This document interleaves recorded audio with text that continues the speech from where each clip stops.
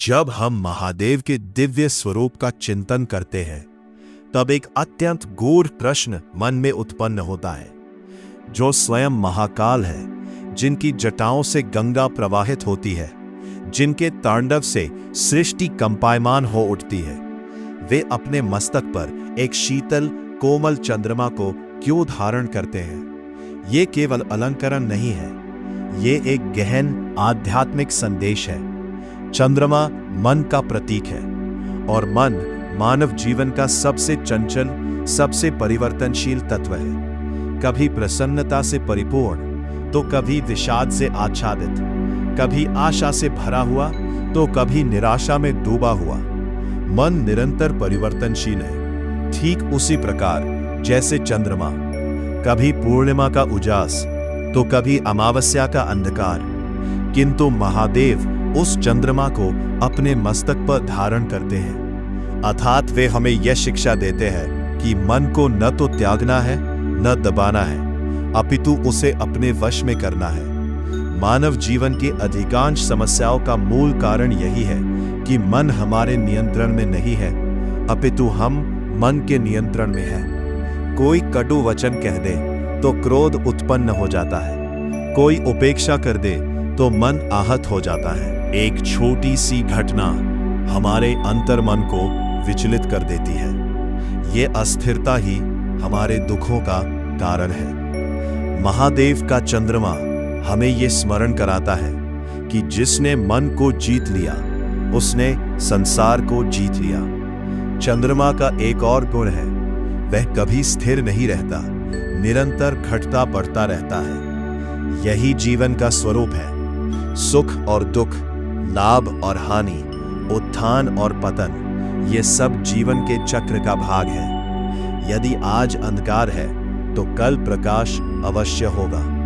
यदि आज पराजय है तो कल विजय भी संभव है। परंतु हम क्या करते हैं? हम अपने दुख को शाश्वत मान लेते हैं और आशा त्याग देते हैं। यही हम भ्रमित हो जाते हैं। महादेव का चंद्रमा हमें यह बोध कराता है कि इस संसार में कुछ भी स्थायी नहीं है। न दुख स्थायी है, न सुख, न विपत्ति स्थायी है, न समृद्धि। जब ये सत्य हृदयंगम हो जाता है, तब मन में एक अद्भुत शांति का उदय होता है। महादेव के स्वरूप में एक और अद्वितीय समन्वय दिखाई देता है। उनमें तांडव की प्रचंडता भी है और चंद्रमा की शीतलता भी। अर्थात जीवन में केवल शक्ति ही नहीं, संतुलन भी आवश्यक है। यदि केवल क्रोध होगा तो विनाश होगा, यदि केवल शांति होगी तो दुर्बलता उत्पन्न होगी। अतः संतुलन ही वास्तविक शक्ति है। आज के युग में मनुष्य बाह्य जगत में सफलता प्राप्त करने में इतना व्यस्त है कि वो अपने अंतर्मन की ओर दृष्टि ही नहीं डालता। फलस्वरूप तनाव, चिंता, भय और अवसाद उसके जीवन का अंग बन जाते हैं। महादेव का चंद्रमा हमें यह सिखाता है कि वास्तविक विजय बाह्य नहीं, आंतरिक होती है। जब मन शांत होता है तब विचार स्पष्ट होते हैं। जब विचार स्पष्ट होते हैं तब निर्णय उचित होते हैं, और जब निर्णय उचित होते हैं तब जीवन सफल हो जाता है। अतः आवश्यक है कि हम अपने मन का अवलोकन करें। जब क्रोध उत्पन्न हो तो तुरंत प्रतिक्रिया न दें। जब दुख हो तो उससे भागे नहीं, उसे समझने का प्रयास करें। धीरे धीरे मन स्थिर होने लगेगा, और जब मन स्थिर हो जाएगा तब जीवन में एक नई दिशा का उदय होगा। महादेव का चंद्रमा हमें यह संदेश देता है, स्वयं को जानो, स्वयं को साधो और स्वयं को पार करो।